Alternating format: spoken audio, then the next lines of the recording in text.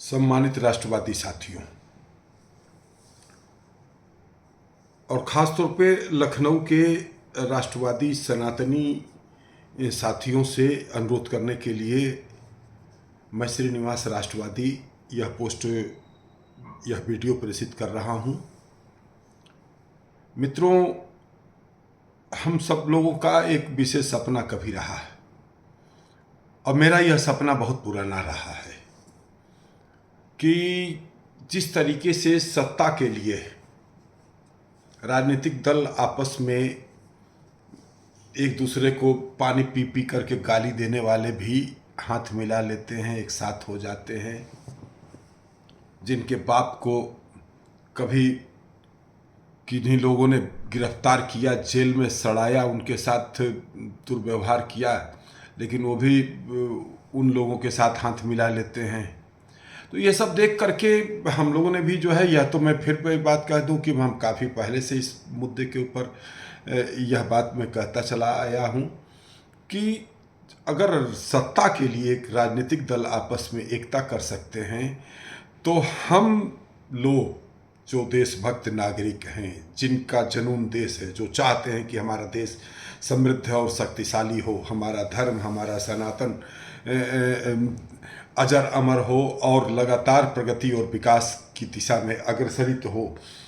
ऐसा सपना देखने वाले लोग इस अपने सपने को साकार करने के लिए अलग अलग संगठन बना करके काम कर रहे हैं, विभिन्न रूपों में काम कर रहे हैं। सभी का जुनून एक है, लेकिन हम भी इस बात को मानते हैं और यही बात हम पहले भी कहते आए थे कि हम लोग बिखर करके नहीं, अगर संगठित होकर के सारे लोग जो है एक साथ काम करेंगे तो सबकी शक्ति बढ़ेगी। और इसका प्रयोग 11 जुलाई 2024 को भारत रक्षा दल ट्रस्ट के नेतृत्व में आयोजित जनसंख्या नियंत्रण कानून के मुद्दे पर जो धरना आयोजित हुआ था, उसमें इस प्रयोग की एक प्रकार से शुरुआत कह सकते हैं। हालांकि सम विचारधारा के कई एक संगठन आपस में एक दूसरे के कार्यक्रमों में पहले से भी आते जाते रहे हैं, लेकिन आंदोलनात्मक दृष्टि से, संघर्ष के दृष्टि से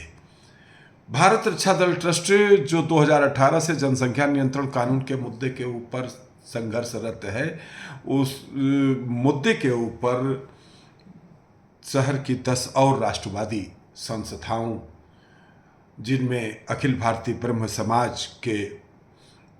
श्रीमान देवेंद्र कुमार शुक्ल जी, जो सनातन महासभा के भी महामंत्री हैं, उनकी बड़ी महती भूमिका रही है कि 11 जुलाई के कार्यक्रम में जो ये 10 संस्थाएं आई हैं, उसमें उनकी भी एक बड़ी भूमिका है। और उसी भूमिका को हम लोग अब और आगे बढ़ाने की दिशा में आगे बढ़ रहे हैं।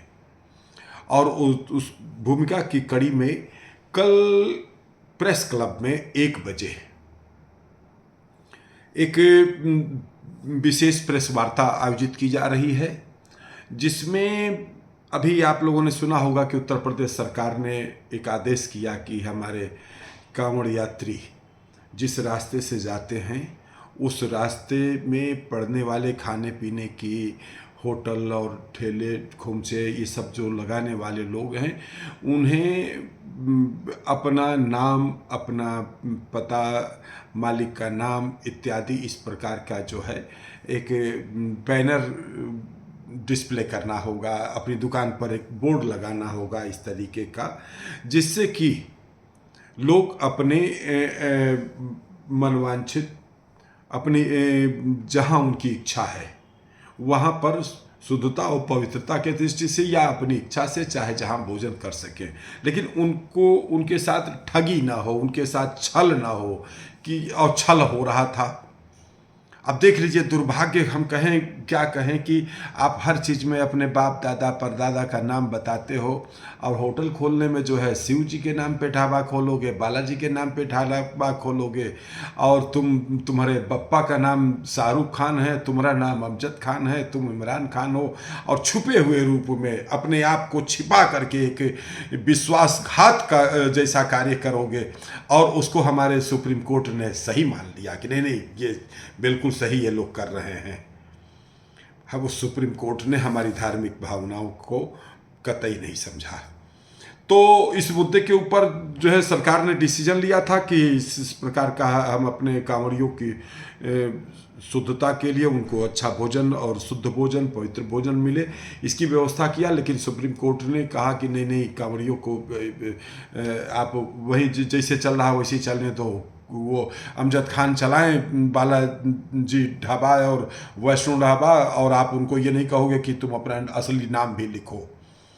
ये इस प्रकार का सुप्रीम कोर्ट का एक, हालांकि आदेश नहीं है, ये एक प्रकार से एक अंतरिम रोक थी, क्योंकि सरकार का पक्ष अभी न्यायालय में नहीं रखा जा सका। तो सरकार ने, न्यायालय सुप्रीम कोर्ट ने यह डिसीजन दिया कि भाई 26 तारीख को सरकार अपना पक्ष रखे इस मुद्दे के ऊपर, और तब तक इस पर जो है रोक लगाई जा रही है। किसी को बाध्य नहीं किया जाएगा कि वो अपने दुकान पर कोई बैनर फ्लेक्स लगा जो है और अपनी वास्तविक पहचान वो करे। लेकिन अब जब सुप्रीम कोर्ट ने कुछ तो किया है इस मुद्दे के ऊपर, हम सनातनियों में कितनी प्रसन्नता का भाव जागृत हुआ। हम सभी लोगों ने योगी जी को बहुत बहुत धन्यवाद दिया। हम धन्यवाद देना चाहते हैं कि हमारी यहाँ उत्तराखंड की भी सरकार ने इस पर डिसीजन लिया, राजस्थान और मध्य प्रदेश में भी इसका तुरंत जो है संज्ञान लिया गया। वहाँ के कांवड़ियों ने भी इस मुद्दे के ऊपर अपनी अपनी सरकारों से मांग किया, और सरकारों ने अपने शिव भक्तों की मांग को स्वीकार कर लिया। लेकिन सुप्रीम कोर्ट में एक प्रकार से कुछ अवरोध आ गया। अब जब इस पर अवरोध आ गया तो उसी मुद्दे के ऊपर हम सभी लोग कल प्रेस क्लब में 1 बजे माननीय अशोक पांडे जी के नेतृत्व में, श्री देवेंद्र शुक्ल जी के मार्गदर्शन में और तमाम राष्ट्रवादियों के संगम से, एकत्रीकरण से, सभी के समर्थन से हम लोग सरकार से यह मांग करने के लिए एक प्रेस क्लब में सभा कर रहे हैं कि सरकार इस पे एक जोरदार पक्ष रखे, और हम सनातनियों की धर्म की रक्षा के लिए सावन के महीने में खासतौर पर कांवड़ियों के धर्म की रक्षा के लिए ठोस कदम उठाए और न्यायालय में हमारे पक्ष को, सनातन के पक्ष को मजबूती से रखे। इस निमित्त कल यह प्रेस क्लब में सभा हो रही है, मीटिंग हो रही है, और इस मीटिंग में हम आप लोगों को इसलिए विशेष रूप से इनवाइट करना चाहते हैं।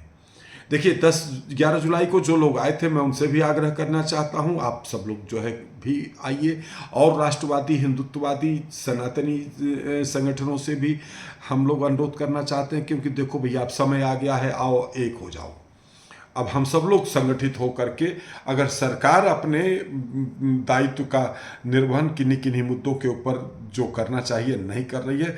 और शायद उस सरकार के संज्ञान में वह विषय नहीं आ रहा है, तो हम सब संगठित होकर के एक आवाज़ बन करके, एक एक करके, जैसे कहा जाता है बूंद बूंद से सागर बढ़ता है, कड़ी से कड़ी, कड़ी से कड़ी जोड़ते हुए हम सब लोग एक शहर में एक धमकदार उपस्थिति होगी, जो आज तमाम राजनीतिक लोग, पॉलिटिशियन,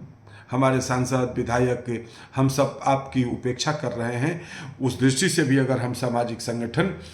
बड़ी आवाज़ उठाते हुए और संगठित होकर के आवाज़ उठाएंगे, तो ये लोग भी आपकी बात सुनेंगे, सरकार में भी आपकी बात सुनी जाएगी, और आगे अपना सनातन, जो हम सबका सपना है,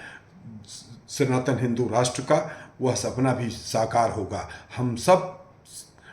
सनातनियों को एक होना है। इस दिशा में कल की जो प्रेस वार्ता होगी, उसमें इसी दिशा में हम सब आगे बढ़ेंगे। तो आप लोग ये नहीं कि जो है ये प्रेस वार्ता इस प्रकार की है कि 4, 6, 8, 10, 5 लोग जो है सामने बैठे और पत्रकार वार्ता हो रही है और उसके बाद बात खत्म हो गई। वहाँ संख्या में हम सबको जुटना है, सारे लोग जुटिए, आक्रोश दिखना चाहिए कि माननीय सुप्रीम कोर्ट ने जो अंतरिम रोक लगाई है वह गलत है। सरकार, सुप्रीम कोर्ट को उस रोक को हटाना चाहिए, और जो उत्तर प्रदेश सरकार ने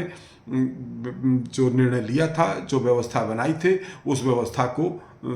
लागू कराना चाहिए। यह सब बातों के लिए हम लोग कल एकत्रित होंगे। आपका आक्रोश दिखे, हम सब संगठित रूप में दिखे, इसलिए कल 1 बजे प्रेस क्लब आप सब लोग पधारें। धन्यवाद। जय मातृभूमि, जय भारत।